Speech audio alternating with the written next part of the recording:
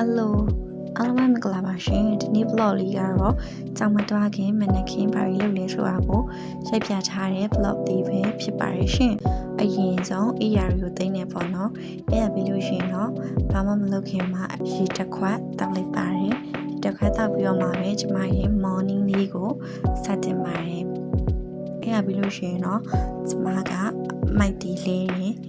အိုင်ရှိတွေအိမ်နောက်တီအိမ်ထဲမှာတွေကိုဒီဘက်စီလေးတွေပေါ့နော်အဲ့ဒါလေးပြီးလို့ရှိရင်တော့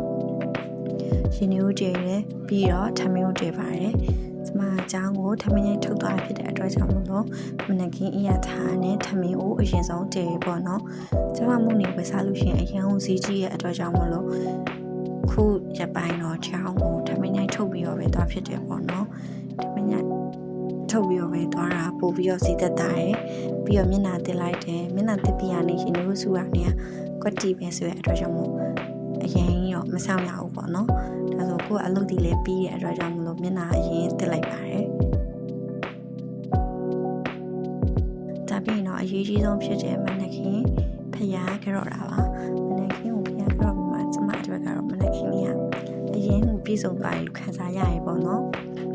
ဖျားရှိခိုးပြီးမှပဲမနက်ခင်းစာကိုစားပါတယ်ဒီနေ့မနက်ခင်းကတော့ကျမရဲ့အကြိုက်ဆုံးဖြစ်တဲ့မုံဟင်းငါးကိုစားပါတယ်မုံဟင်းငါးစားလို့ရှိရင်